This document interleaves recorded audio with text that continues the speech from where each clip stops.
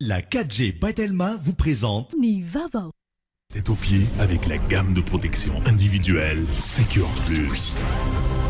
Respectant les normes de sécurité de la personne et adaptées aux besoins du quotidien. Batimax, la qualité au meilleur prix. Ny fampalalam-baovao ho arahinao miaraka amin'ny lavashkeri ho finaritra ny tontolo andronao.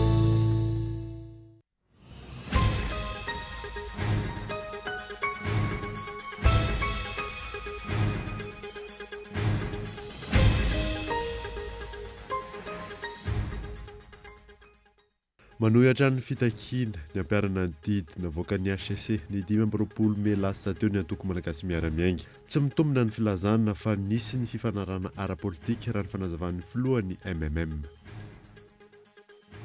Notendrena tamin'ny fitora hariva teo ireo mpikambana eo anivon'ilay gouvernemanta iraisana. Azo ambaratra ohatr' izao fa tsy nanaja ny lalàna velona indray ny mpitondra. Tsy mifanaraka amin'ny didy navoaka ny HCC ny zoma fa 15 ny volana Mey teo ny fanendrena. Tsiditra andrafitra ny gouvernemanta ny ampahan'ny solombavamboaka ho an'ny fanovana araka ny nambaran'ny Razafy Manantsoa Anitra androany tena mikanja ny 13 Mey. Nanamafy ihany koa izy fa tokony arahana ny didy navoaka ny HCC. Mitsabaka tanteraka amin'ny fitantanana ny Sambadraraha mandriakitra ny solika sy ny harena kibon-tany ny filoham-pirenena Rajonarimampianina amin'ny alalan'ny mpanolo-tsainy indrindra amin'izao fotoana mampafana ny eto amin'ny firenena izao araka ny navoaka ny gazety boky Africa Energy Intelligence. Maresaka iraisam-pirenena raha mpitso no tanterahana any Singapour ny fionana an-tampony firenena Amerikana Donald Trump sy ny filoha Korea avaratra Kim Jong-un. Efa samy tonga any toerana ny rotota amin'izao fotoana izao ary efa samy hiomana amin'ity fionana manatantara ity avokoa. Nadidinireo arahanao afaka fotoana fohy.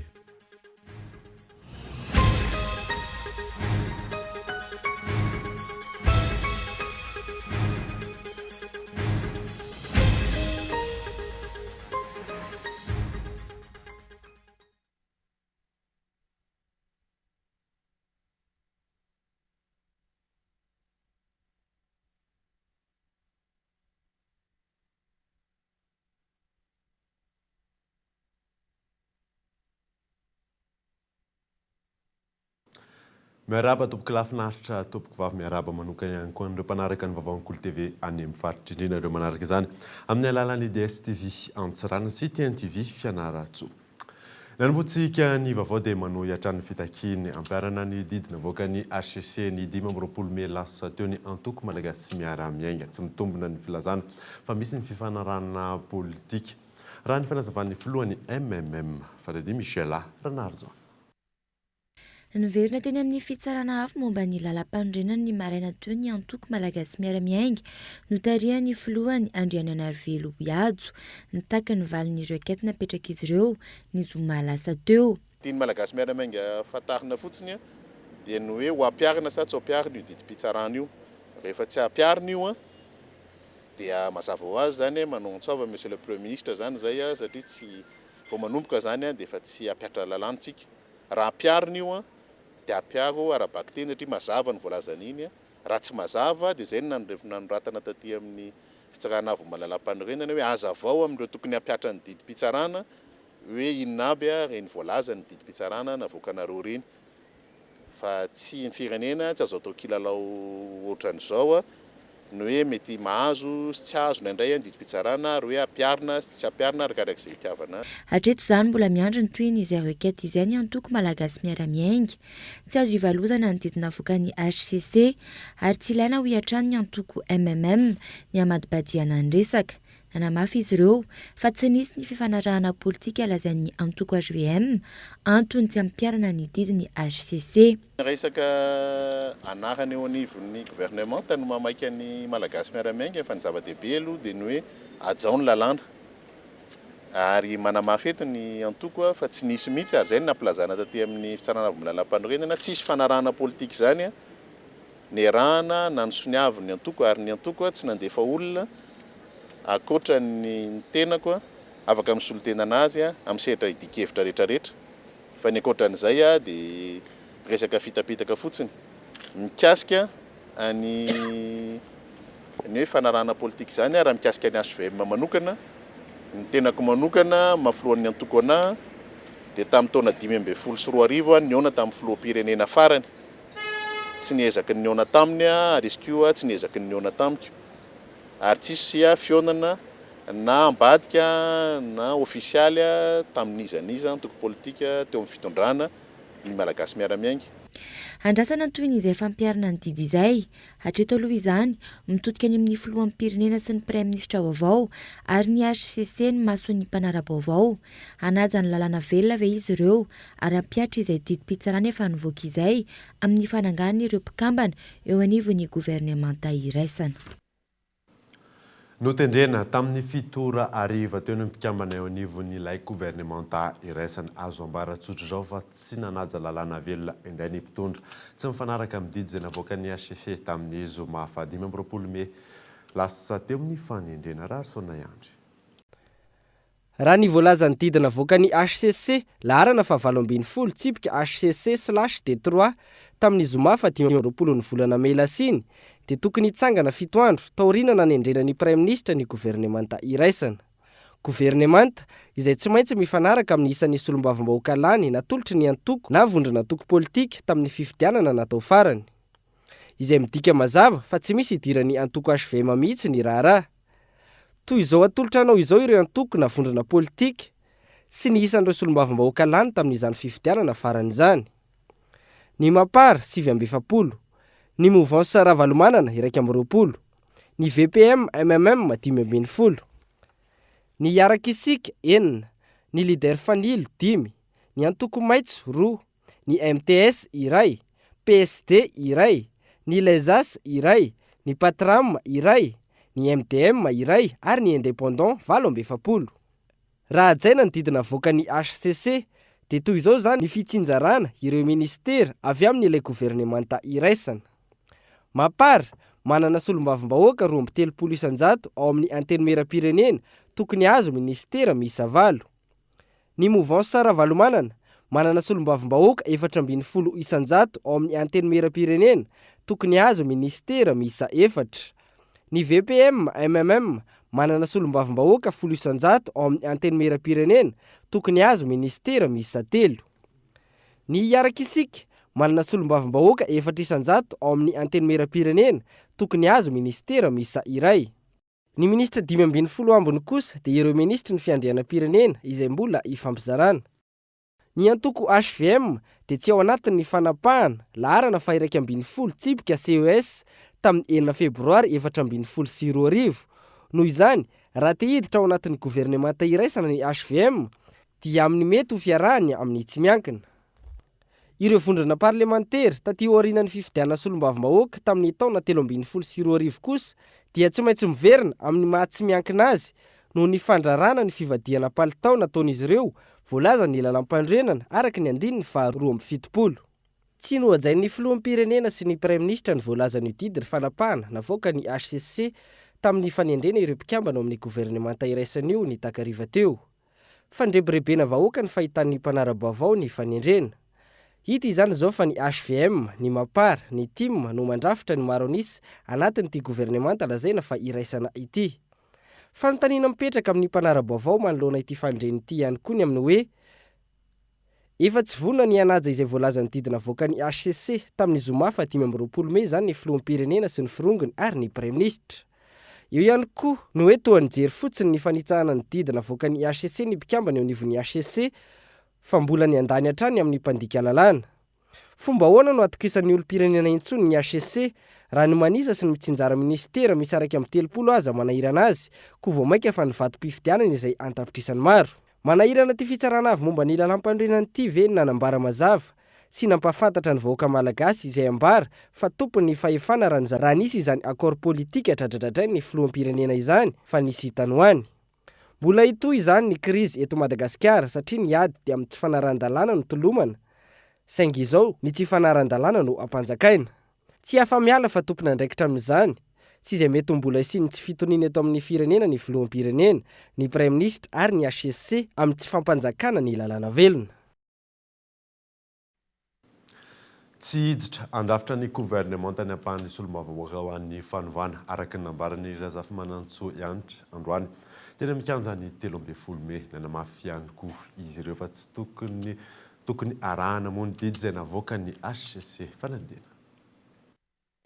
Tonga maro hatrany ny olona nandritry ny tolona ho an'ny fanovana no tanterana tetsy amin'ny kianjan'ny 13 Mey androany. Tsy misy hiditra anatin'ny gouvernement ireo solombavamboaka tonga tetỳ androany araka ny nambaran'ny solombavamboaka Razafimanantsoa Anitra. Nisy tamin'izy ireo no solombavamboaka 5 mabara tsy miankina sy ny maro hafa. Nambaran'ireo toa farany tamin'izany fa ina tsy tondra vahaolana feno an'ny firenena io gouvernement vaovao io no ity farany izay mbola mety ho feno HVM hatrany. Efa niteny isika hoe ndao ary zay te hiditra any hotsofina rano zay député any fa ianareo tsy maintsy manatanteraka izay zavatra ny fanarahana teto fa raha tsy manao izay ianao dia ho avy izahay amin'ny angaty sy ny arony. Tsy mivady rano aminareo izahay fa raha ao anaty gouvernement izahay tsy afaka manatanteraka ny fanovana natao aleo aty ivelany any aty no mampetenay. Hoy aho hoe ny didy pitsarana ny didiny HCC dia didy ho tanterahana iny fa tsy vakiana fotsiny ary ny olona rehetra izay tompony andraikitra indrindrandrindra fa ny mpampikirakira lalàna sy ny mahay lalàna mahafantatra fa tsy narahana araky ny tokony ho izy ny lalàna iny. Dikan'izany mbola mitohy fanetsakitsahana ny didy pitsarana ny lalàna sy ny lalam-panorenana izay tsy azo ekena mihitsy izany. Rehefa tsy misy accord politika ao anatin'ny 10 andro dia miatra tanteraka ny didy pitsarana rehetra. Na izany na tsy izany ary ny didiny HCC rehefa mivoaka dia miatra vetrany na inona tenenina na inona tenenina. Fa tsy narahana izany hatramin'izao. Araka izany nanamafy ny solombavamboaka ho an'ny fanovana ny tokony hanarahana antsakany sy andavany ny didy navoaka ny HCC ny 25 ny volana Mey teo iny. Tsy hijanona ny tolona raha toka tsy mifanaraka amin'ny takiany vahoaka ny fanovana apetraka amin'izao fananganana gouvernemanta izao. Tsy tokony hisy raha ny lalàna trany ny fiverenan'ny ministra teo aloha. Ministera maro rehetra ireo efa nitenena fa zéro de redoublement tsy misy miverina. Ianona nefa ny prime ministre fa nitena hoe impossible izany zéro redoublement zany. Ka ampandera raha sa tsy ampandera raha ianareo. Iza daholo amin'izay ka olona latsakareo ao. Fa raha vao tsy mety zay dia tandremo. Attention, fotoana mbola eto rapito ao amin'ny ministère finance ny dradradradra ny Saint-Pidou syndicat-ny douane, dradradradra ny syndicat-ny impôt, dradradradra ny mpiasa rehetra hoe ok zay tsy mila ny ministre intsony zahay. Masay ianareo gouvernement ny filohan'ny république ny prime ministre raha merina ny ministre eo. Ny any ministre ny fanabeazam-pirenena mitovy tsisy valaka amin'izany. Raha mbola sanatry vava Paul Rabar na Rabar Paul na i Horace Gassiena Gassie Horace tsy fantatra fa raha mbola HVM tsy anatanteraka ny atahita amin'ny mpanabe izay maro be eto dia tady tsara fa mikatso raha io izahay anampy azy amin'izany. Mitoeram-pitso eto amin'ny kianjan'ny 13 Mey ity hetsika ho an'ny fanovana ity. Maro ny fitakiana tsy mbola vaovao izy ireo. Miankina ihany koa ny fivoahan'ireo anarana andrafitra ny gouvernemanta no ahafantarana raha toka hiamafy ny tolona ataony vahoaka ho an'ny fanovana. Mitsabaka tanteraka amin'ny fitantanana ny sapana ramy andraikitra ny solika sy ny arenan-kibon'ny tany ny filoham-pirenena Rajonary Mapianina amin'ny alalan'ireo mpanolotsaina indrindra amin'izao fotoana mafana eto amin'ny firenena izao araka ny navoaka ny gazety boky Africa Energy Intelligence fanadina Rarsona Yandry. Anjakan'olona akaiky ny filoham-pirenena ny sampandraraha miandraikitra ny solika sy ny arenan-kibon'ny tany eto Madagasikara na ny OMNIS. Araka ny navoaka ny gazety boky Africa Energy Intelligence laharana fa 7,700 tany Paris tamin'ny 15 ny volana Jona lasa teo. Tsy afaka mitantana ankalalahana Ramatora Darson Voanginirina izay nandray ny toerany tale jeneraly ny OMNIS 2 volana lasa izay. Ny antony Betsaka ny fangatahana ataon'ireo mpanolontsaina ny filoham-pirenena Hery Rajaonarimampianina amin'ny Omnis. Mandalo eo ambany ny fanaramaso ny Rakoto Argentieri avokoa ny asa rehetra eo anivon'ny Omnis. Izy raha teo moa mpanolontsaina miandraikitra ny lafiny ara-teokaren'ny fitondrana, koa tsy manana fahefana eo anoloany ny taleny Omnis. Ny tontolon'ny serasera sy ny orinasa-panondranana iray eo akaikin'ny seranatsambon'ny Tomasina ihany koa dia eo ambany fifehezany Rajonambola, mpanolontsaina manoka ny filoha. Ary tsy zoviana amin'ny rehetra intsony ny mpanolontsain'ny filoha ankehitriny, Ratovy Malala Mamy, izay mitazona ny toerana faratampony teo amin'ny ministera ny Arenakibontany. Tsy masy mandidy araka izany ny talen'ny Omnis manoloana ny fanapahan-kevitra lehibe rehetra mikasika ny solika sy ny Arenakibontany fa dia ny manara-drenirano fotsiny ihany. Tsy afaka miantehitra amin'ny fanampiana Andriamatoa Rabearso Eric, filohan'ny conseil d'administration eo anivon'ny Omnis ihany koa ny tenany, ho hiatrany ity gazety boky Africa Energy Intelligence ity, satria Rabearso Eric dia nafana fota amin'ny fampelezan-kevitra ho fampandaniana ny filoha Rajaonarimampianina Hery. Izy no tompon'ny fanalahidy sy mampifandray mivantana eo amin'ny mpisehatry ny solitany iraisam-pirenena hatramin'ny nialany Rasoanaivo Bonaventure teo amin'ny toerana mahafiloan'ny Omnis azy ny volana febroary lasa teo. Mampametra-panontaniana ny maro ny hoe hitadiavana vola amatsiana fifidianana tsy maintsy atrehana tsy ho ela ve no anton'izao fitsabahana amin'ny orinasa-panjakana ataon'ny filoha Rajaonarimampianina sy ny firongony izao, dia hatramin'ny orinasa Kroma na ny kromita malagasy no hijabahan'ireo mpanolontsaina ny filoha ankehitriny. Naneo ny heviny manoloana ny fanendrenan'ny Prime Ministre Tsay Christian ireo komity ho an'ny fanohanana avy any amin'ny faritry Melaky ny zoma lasa teo. Natsipirin'izay ary. Mankasitraka ny fanendrena Andriamantofo Tsay Christian ho Prime Ministre ny marimaritra iraisana ny komity ho an'ny fanaovana any amin'ny faritra Melaky raha ny nambaran'izy ireo. Miandrandra ny andraisany fanapa-kevitra mamaly hatrany tolom-bahoaka izy ireo raha ny fanazavana hatrany. Tokony ho hita taratra ny fiovana andrandraina sy takiana ankehitriny ho ihany izy ireo. Na amin'ny rafi-pitondrana isan'ambaratonga ny anivon'ny faritra na izany eo amin'ny mpikambana mandrafitra ny gouvernemanta mba hisiany fitoniana. Ankasitrahanay ny fifidianana mialohan'ny fotoana mangarahara, madeo, ekeny rehetra, koa takena arak'izany ny fanoloana ireo mambra amin'ny CENI hatraty amin'ny faritra izay tena mbola mampiahiahy ny vahoaka. Farany irinay ny mba hijerevana manokana ny faritra Melaky. Tsy ankasitranay kosa ny isian'ny ministra HVM ao anatin'ny gouvernemanta vaovao ijoro eo. Tsy niponina ny tompon'antoka amin'ny olana ara-pandriam-pahalemana isantsokajiny ny any amin'ny faritra Melaky ho faritra Mena fa ny dahalo izay mampiororo azy ireo andro manalina maka ny fananany ponina eny na hatramin'ny voly eny an-tsahaza. Ny mpiompy, ny mpamboly, ny tantsaha no mitondra faisana amin'ny asan-dahalo fatin'olo isan'andro. Ny dahalo no mamono maro aty. Koa miangavy anao Andriamatoa Prime Ministre ny mba hitsidihanao ny renivohitry ny faritry Melaky izay santionany faritra mena dia mena eto Madagasikara. Ento aminay aty miaraka aminao ny ministry ny fitsarana vaovao, ny ONG ny droit de l'homme, takinay ny hanovana ireo mpitondra tsy mahomby manomboka amin'ny préfet de région, chef de région sy ny sisa. Antoko politika Sojabe ary Hervelona maromaro no mandravitra ity komity ho an'ny fanovana avy any amin'ny faritra Melaky ity. Isan'ny faritra nitondra faisana amin'ny tsy fandriam-pahalemana sy ny aratsian'ny lalana ny faritra Atsimo Atsinanana araka ny fanazavana. Tsy misy ny fandraisana antanana ataon'ireo tompon'andraikitra isan'ambaratongany efa nitaonany maro. Izao fanadiny Yves Richard.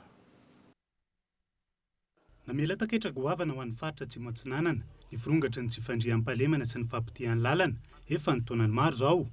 Araka ny taritra sy ny tarainandreo avy any amin'iny faritra iny androany, natao anjorom-balatrany ny faritra Atsimo Atsinanana tamin'ireo tetikasa fampandrosoana samihafa. Tsy hita taratra ihany koa ny fandraisana andraikitra mivantana nataon'ireo tompon'andraiki-panjakana isan'ambaratongany. Mbola mafisina ihany koa fa ny resaka fandriam-pahalemana amin'ny faritra Atsimo Atsinanana iny dia memahazo laka ankehitriny satria efa sy nihomby intsony ny angalarin'ny mpanao ratsy fa efa ny fitaovana ao anaty trano ohatra hoe manana basy ianao ao an-trano dia ny basy na dia tafiana, manana vilany ianao ao ohatrany dia nivilany nitafiany sy ny vary fa ny ompony zany efa sy misy sony dia sisy ny zavatra azo nitafiana dia voatery tsy maintsy izay fitaovana mavesabesatra eo atokantrano no ihajahan'ny dahalo sy ny mpandroba alaina dia izay anisany itondrasana fitarainana ihany koa aza dino fa ny faritra 20 misy eto Madagasikara dia ny faritra Atsimo Atsinanana ny faritra faharoa mahatra indrindra nefa anisany manana olona avaram-pianarana manana olona mitazona amin'ndraikitra maro amin'ny fanjakana ny fandimba hatramin'izay ka hatramin'izao ambola sy misy maky zany faritra Atsimo Atsinanana zany dia izay no mahatonga anay manao asoavo hoe mba zarenareo manokana ary mpitondra ny faritra Atsimo Atsinanana. Manana rena azo trandrahina tsara nefa ny faritra Atsimo Atsinanana araka ny fanazavana isan'izany ny voly fanondrana toy ny jirofo sy ny kafe izay afaka mampidy-bola betsaka anatiny kitapam-bola mpanjakana sy ho fanohanana ireo tetika samaika ho an'ny vahoaka. Manana olona manam-pahaizana ary mahafantatra ny marary mimponao ihany koa ny faritra saingy tsy fahavonona ny fanjakana fahobe ametraka ny tena fampandrosoana ny olana hatramin'izay hoy izy ireo. Isan'ny andrasan'izy ireo amin'izao fitsanganany gouvernemanta vaovao izao arak'izany ny famahanana ireo olana fototra marary ny faritra Atsimo Atsinanana sy ny fampandrosoana marina any an-toerana. Lafim-baovao hafa kosa indray dia 12 andro tsy hahatongavan'ny 24 jona izay fetim-pirenena raha ny endrika ivelany. Kilalao sy ireo manaitra ranomasina ny mba-toerana ho an'ny ankizy. Ny fitadiavana kosa ny laharam-pahamehana ho ireo ray aman-dreny. Faladina. Sainam-pirenena, arendrina, tsy popoaka no hita betsaka eny an-tsena. Manakaiky ihany koa ny andron'ny 24 jona hankalazana ny fitsingerenan'ny taonany iverenan'ny fahaleovan-tenan'ny Madagasikara. Ho an'ireo ankizy sendranay, ireo fialamboly sy endrika ivelany no mitana ny sain'izy ireo. Afomanga ny nalakely dia mandehandeha dia mandeha mijery podium. Fedany amin'ny podium dia milala afomanga dia mandehandeha. Mitondra lendrona. Ohatrana paozina rendrina lahy? Etsy ankilany, tapabolana tsy hahatongavan'ny fetim-pirenena, ny fahasahiranana sy ny fitadiavana aloha no laharam-pahamehana ho an'ny sarababe mahoaka. Biby vorona gisa rehefa tsy manana. Dia inona ary nataoko? Izao ary nataoko. Ankiray ny lafiko androany, akory ny lafiko androany. Dia lany androany, dia lafiko androany, lany rahapisy, dia lany androany, dia lany rahamarana, lany androany. Ankoatra izay, eo amin'izay fanamariana ny fetim-pirenena izay, ilaina tevenina hoy ny mpandinika fiarahamonina sy mpanara-baovao ny fanabeazana ny olom-pirenena ho amin'ny fitiavan-tanindrazana marina. Ialana amin'ny fiheronan'ny fankalazana sy fanamariana amin'ny sehatra ara-barotra sy ara-materialy. Alohan'ny atolotranao indray aloha zao ny doka varotra aoriana any izay moa dia atolotranao ihany ireo vaovao misongadina ao anatin'izany moa lisitry ny gouvernemanta vaovao ny Tsay Christian azafady indrindra. Eo ihany koa moa ny fankalazan'ny Kolo TVFM ny fetiny iray izay isa maraina moa amin'ny fandarana Sokola sy Kolona misy ireo tsara vitana mahazo loka rehefa avy eo ary.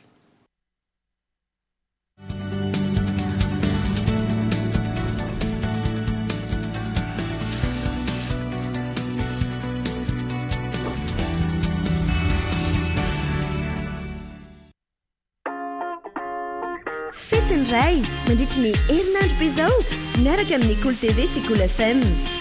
Ny talata 12 jona lalaova miaraka aminay loka goavana nosariana ao amin'ny fandarana Sokola sy Kolona. Afantaranao fomba fandraisana anjara ary ao tsy tapaka ny pejin'ny Kolo TV FM ary ny fandarana Sokola sy Kolona. Milalova dia mazahoa loka goavana ho an'ny dada.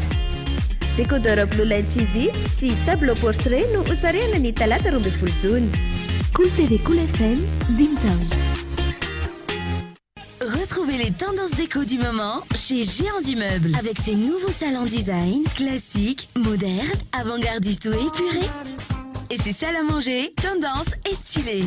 Et des accessoires de tous les styles pour agrémenter votre mobilier. Découvrez de nombreuses idées innovantes dans notre showroom. Apportez une touche de fraîcheur dans votre intérieur. Géants du Meuble, bien moins cher, bien chez soi. Grande promotion jusqu'au 30 juin 2018. Je suis bien, mon argent est sécurisé. Je suis libre, tout mon argent est disponible immédiatement. Je gère mes comptes 24 heures sur 24, 7 jours sur 7.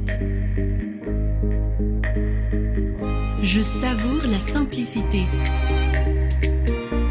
Je profite de tout faire avec mon téléphone. J'ai du temps en plus pour les miens. J'adore chaque instant. Je suis gagnant sur tous les plans. Mvoul to Bank, Bank to Mvoul. Tout mon argent disponible à tout moment, gratuitement, où que je sois, pour toutes mes actions. Rendez-vous vite dans votre agence BNI et BOA Madagascar. Mvoul, simple, immédiat, sécurisé. Aty amin'ny Batimax ny tena fety mahazo fihenam-bidy 10 hatramin'ny 10 isan-jato be zao amin'ny karazana entana maro mandritra ny volana jona. Io arany ianareo fangaza ihany mahazo tapakila isaky ny mahafeny vidin'entana 10 ariary. Ny azo eo akitelo tombo vitany. Loka mety ho azo bon d'achat 10 ariary hatramin'ny 3 tapitrisa ariary. De logeo ihany fisariana ny 30 jona amin'ny 120 ora. Batimax, ny kalitao amin'ny vidiny mirary. Il y a du nouveau dans vos portions préférées de lavage Kiri. La nouvelle formule lavage Kiri, riche en calcium et vitamines, contient désormais du fer. Important pour l'activité physique et intellectuelle des petits et des grands. Elle est toujours aussi délicieuse et gourmande pour le plaisir de toute la famille. Lavage Kiri pour des journées pleines de vie.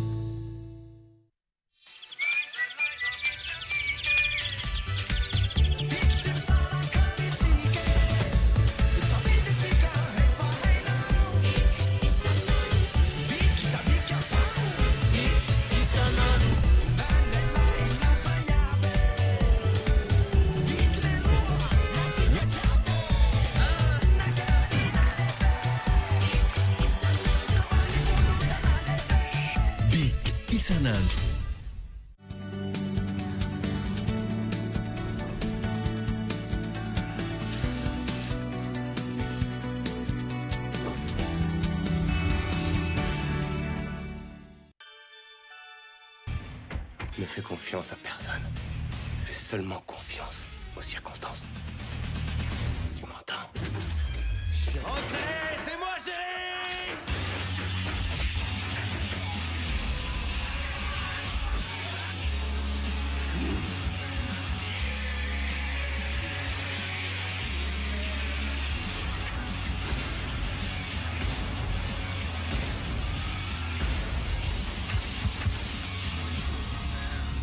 Méfie toujours de moi.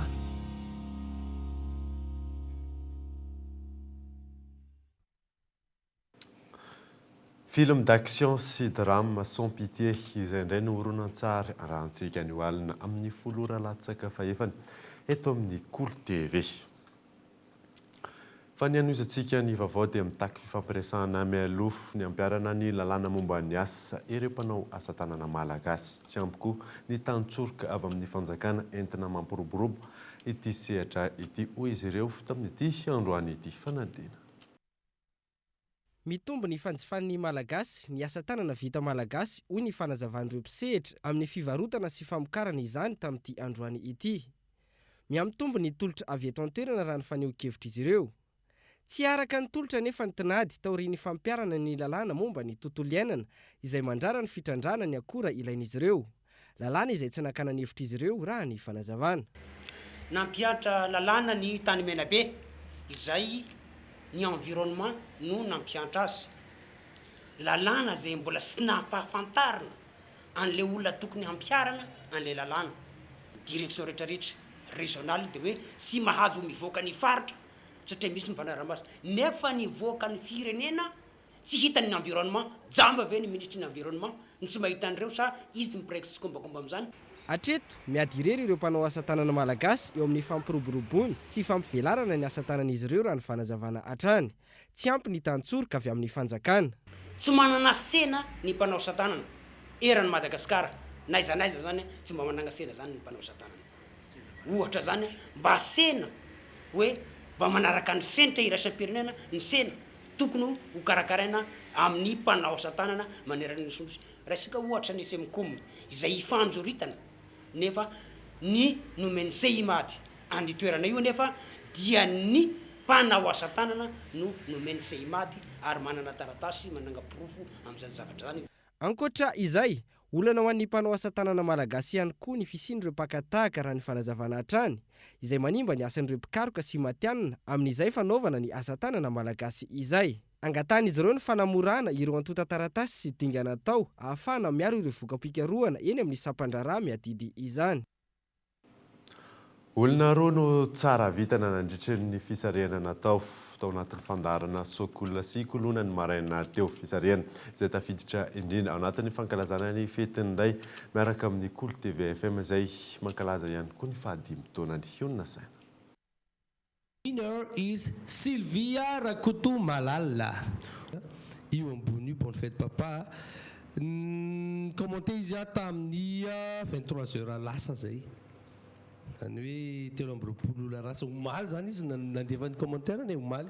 Winner is Felana Andriana Solo. Felana Andriana Solo enao ny voasarika tao anatin'ireo maro be ireo. Araky ny fotoanan'ny fanomezan'ny Cool TV FM tamin'ireo mpiaino sy mpijery, totosan'ny maraina teo tao anatin'ny fandarana Sokola ny fisarihana voalohany ka Rakoto Malala Sylvie avy any Fianaratsono nahazo ireo fitafiana, veste sy pataloha jeans. Ary lafaoro kosa no azony Andriana Solo Felana. Efa za zany izy efa manao am'le jeu am Cool TV foana dia sendra fa tsara vitana tamin'ity. Faly aloha dia misaotra indrindra ny Cool TV na me an'le loka sy nanisy an'le lalao. Manasa antsika rehetra mba hanao an'le jeu fa mahafinaritra le sady tsotra no tsy maintsy mahazo foana. Itora ampitso ny fisarihana amin'ny lalao fetiny iray isan'andro iarahana amin'ny Cool TV FM. Décodeur Blue Line TV miaraka amin'ny abonnement iray volana ary tableau portrait photo no loka anaovana fisarihana amin'izany. Fepetra telo ny fandraisana anjara. Manisy j'aime ny page Facebook Cool TV FM. Aorin'izay, manisy j'aime ny publication izay anaovana ny fisarihana rampitso ary mametraka ny fomba fiantsonao ny irainao ao anatin'ny commentaire. Ny fisarihana mivantana dia atao amin'ny fandarana Sokola ny talata 12 Jona amin'ny 8 ora maraina. Cool TV Cool FM, Dimtown. Nahitana olona maty androano teo amin'ny route digue Somagelle ny ariva teo, lehilahy manodidina ny 7 taona. Tsy ponina ety an-toerana io maty andrano io raha ny fitantanan'ireo manodidina. Raha ny vaovao voaray farany kosa indray dia tokony tamin'ny 1h60 teo no tonga tety an-toerana ny mpamonjy vona matety pitranga ety an-toerana moa ny fisian'ny olona maty andrano tahaka izao ireo ponina fanampanazavana. Sa tonga teto tamin'ny 5 zao nahita olona tangorongorona teto hoe misy olona maty andrano dia midina jery tao ambany tao. Tena mpanjery tao tsy fantatsa hoe iza amin'izay. Ie fa elaela zao misy farany teto dia indray zao misy aloha fatana matetika le olona tsy avy aty ka aloha raha olona avy aty izy mety fantatsa. Fa na zao tsy ponina avy aty izy dia tsy fantatsa ny olona zany. Nisy olona niteny tao aminay tao ambadika tao hoe misy olona maty andrano ao anony ao. Dia izay moa manana fianakaviana tsy hita ihany izay zao tahanay. Dia hoe aloha hojerevana fa sody mba hoe izy na olo-patatra salan'izany dia mba atsoina ny fianakavianany. Tsabo tamin'ny 5 sasany mahery teo tsy haiko za zany tsy nijery lera nakaty fa vao naheno fotsiny dia tonga dia nandeha. Ohatran'ny mbola tsy haiko izay hoe zay nahita anazy teo voalohany aloha tsy fantatro. Fa nay fiheny fotsiny henonay dia nandeha nakaty zay mba nijery aloha. Araky ny nambara teo reto ary ny lisitry ny gouvernemanta vaovaon'ny Tsay Christian.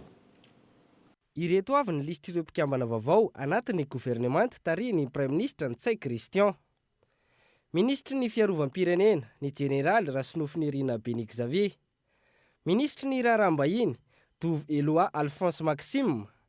Ministry ny fitsarana Armisanoro Vololona. Ministry ny teti-bola sy ny vola Andriambololona Vonitsalama Senisoa. Ministry ny ati-tany sy ny fitsinjaram-pahefana Razafy Dina Arvelo. Ministry ny filaminana anatiny Eric Michel. Ministry ny toekarena Napetoko Marcel. Ny ministry ny fanajarinany tany Razana Masoa Christine. Ministry ny fambolena sy ny fiompiana Randriamaromanana Edmond. Ministry ny arena ankibony tany Henri Rabarinjaka. Ministry ny jono Andriamananoro Augustin. Ministry ny indostria Girivo Randrianarsoa. ministry ny varotra Sila Yvette, ministry ny asa vaventy Andriatina Jacques Ulrich, ministry ny fitanterana Ralava Bebormis, ministry ny angovo Rasolo Elson Lantoniaina, ministry ny fahasalamana Rantomalala Arinirina, ministry ny fanabeazam-pirenena Horace Garcien,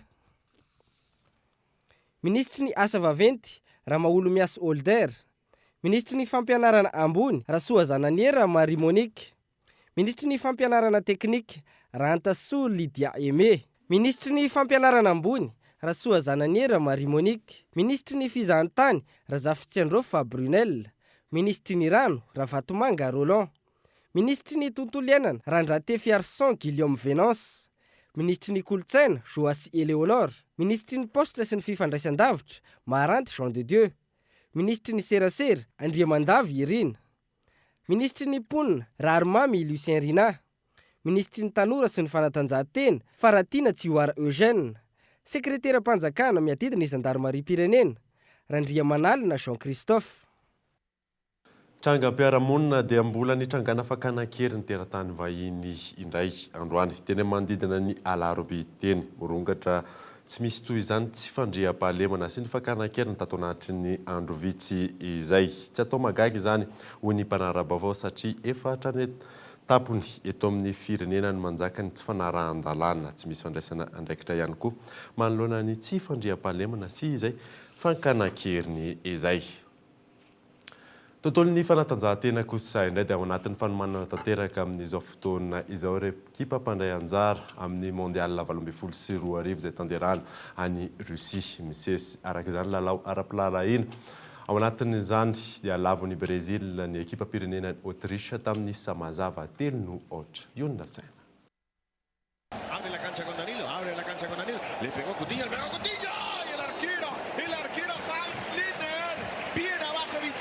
samy manomana fatratra ireo ekipam-pirenena amin'izao andro vitsy mialoha ny mondial 2024 tanterahana any Russie izao. Isany amin'izany ny Seleção brésiliana izay nanatanteraka lalao ara-piralahiana tamin'ny Autriche. Nazava ny fandresen'ny Seleção tamin'ity lalao farany mialoha ny mondial ity. Lavin'izy ireo tamin'ny isa 3-0 ry zareo Autrichiana. Iray 0 no isan'ny entin'ny rotonta ny ala sasatra. Baolina matin'ny Gabriel Jesus. Se animó Marcelo, con mucha potencia la pelota habilitada, Danilo. Teo amin'ny fizaram-potoana faharoa nanova filalao ny Seleção ary nanatevina ny fanafihana. Nety teto ny paikadin'ny mpanazatra ka natafiditra ny baolina faharoa i Neymar teo amin'ny minitra 17 ary nampiny Coutinho 9 minitra taorian'izay. Io isa 3-0 no nisarahany rotota.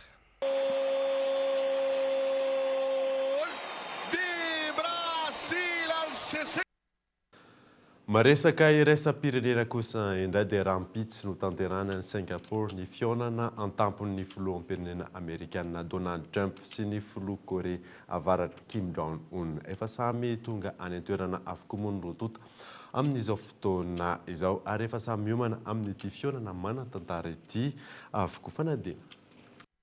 À bord de Air Force One, lui aussi rencontre le Premier ministre aujourd'hui pour une discussion bilatérale. Ny filoha koreana Tavaratra Kim Jong-un no tonga voalohany tany Singapour ny maraina teo. Ny navetrany tamin'ny Prime Ministre tany an-toerana. Taorian'izay kosa ny tonga tamin'ny fiaramanidina Air Force One ny filoha Amerikanina Donald Trump ary niresaka manokana tamin'ity Prime Ministre tany Singapour ity. Eo amin'ny nosy kely iray tsy lavitra ny Singapour no atao ny fionana eo amin'ny filoha rontota rampitso. No safidiana manokana ity nosy ity no ny tapandripalemana avy dia avy hoy ireo mpikarakara. Iompana amin'ny dénucléarisation any Korea Avaratra sy ny any péninsule koréenne ny votoatin'ny fionana eo amin'ny rotota raha ny fantatra hatrany. Mifantoka ny Singapour araka izany ny mason'ny mpanara-baovao iraisam-pirenena miandry izay hivotra mandritra ity fionana eo amin'ny filoha rotota ity izay efa nandrasana mbolana maro noho izao ho tanterahana rampitso izao. Bien de dénucléariser la péninsule coréenne, ce qui veut dire qu'il faut des gestes de bonne volonté extrêmement forts, un pacte.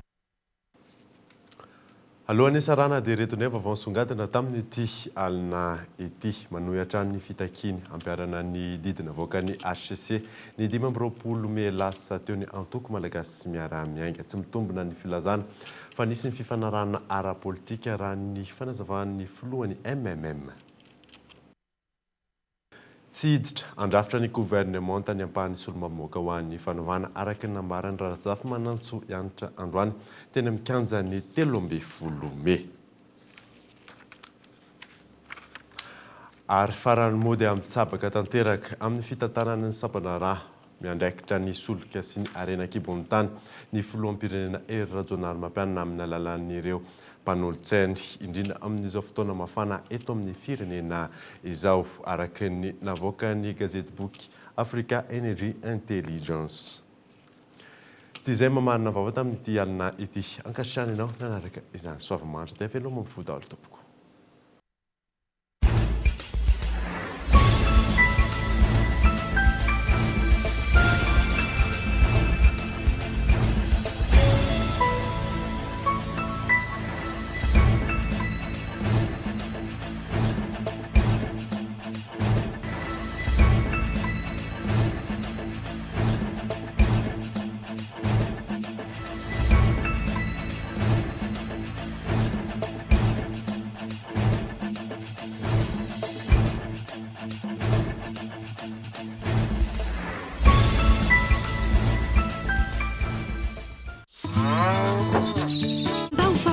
Narahinao teo ny fampalalam-baovao miaraka tamin'ny La Vache qui rit au finaritra ny tontolo andronao.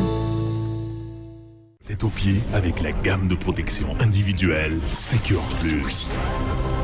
Respectant les normes de sécurité de la personne et adaptée aux besoins du quotidien. Narahinao teo ny fampalalam-baovao miaraka tamin'ny Batimax, la qualité au meilleur prix.